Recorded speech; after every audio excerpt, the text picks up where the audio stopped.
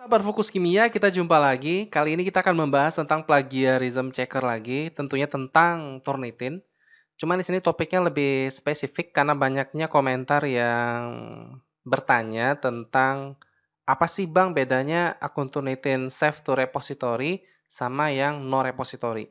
Nah, jadi kalau misalkan save to repository itu artinya artikel kalian yang setelah dicek plagiarismnya itu artikelnya akan tersave di repository atau database dari pemilik akun Turnitin itu, instansi dari kampus yang bersangkutan.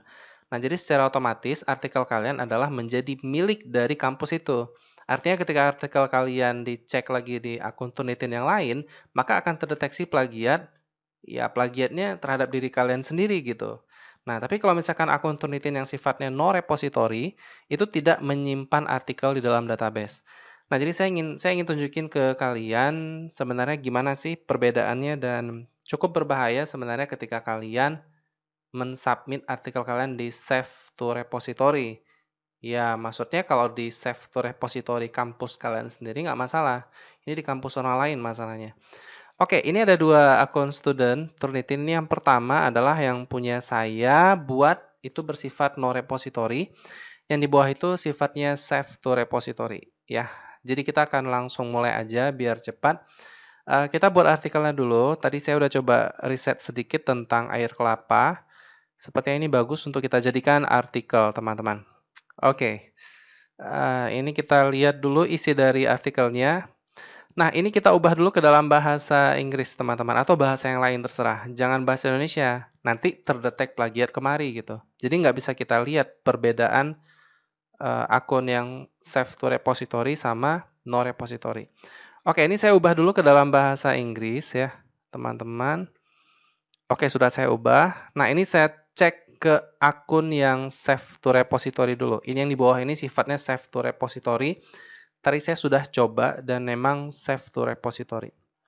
Oke, kita tinggal submit aja ya. Kita cobain yang di bagian ini yang punya saya coba tadi gitu. Saya coba submit di yang assignment barusan ya.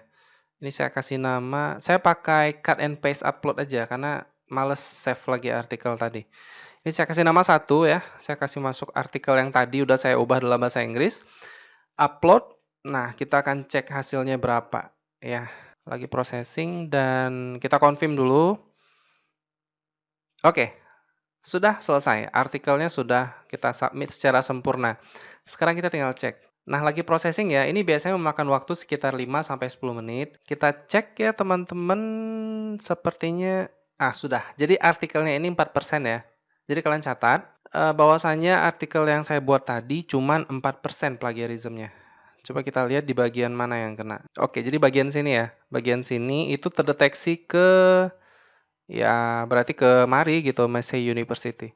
Oke, nah jadi ini 4% teman-teman. Berarti kalau akun ini bersifat save to repository, maka kesimpulannya apa? Berarti kalau kita gunakan akun Turnitin yang lain, maka persentasenya ini akan naik 50% atau 100%, kan begitu ya? Ya, fatalnya sih 100% gitu. Nah, ya kan? Cuman terkadang ada juga yang ngedeteksi sampai 80% atau hanya sekitar 50% dari itu ya. Naiknya fatal gitu, teman-teman.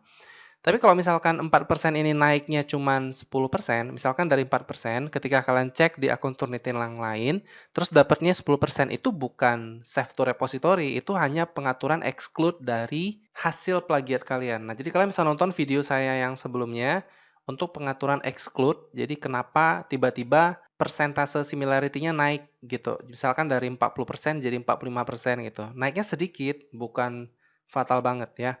Jadi jangan kalian langsung memvonis itu adalah wah, tersave repository ya. Jadi kacau nih gitu, bukan. Oke, sekarang saya coba submit kemari ya. Kita coba lihat ya hasilnya seperti apa. Oke, sudah. Ini saya confirm dulu biar kita lihat hasilnya gimana. Oke, lagi processing ya. Kita tunggu dulu, teman-teman. Tunggu aja dulu biar lama. Oke, 100% ya, teman-teman. Berarti kesimpulannya apa kalau 100%?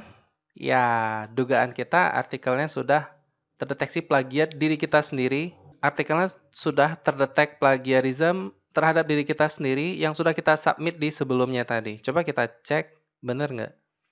Oke, ini hasilnya 100%. Kemana dia?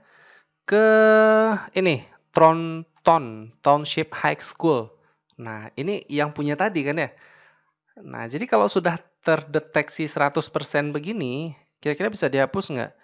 Bisa kita hapus, cuman ya kita melapor ke administrator dari pemilik Turnitin ini. Nah, gitu teman-teman. Jadi nggak bisa kita hapus sembarangan. Yah, ini kacau banget nih kalau misalkan skripsi kalian yang udah capek kalian bangun terus terdeteksi 100% plagiat gitu. Padahal kalian sudah cukup lelah membangun skripsi, cukup lelah menulis artikel.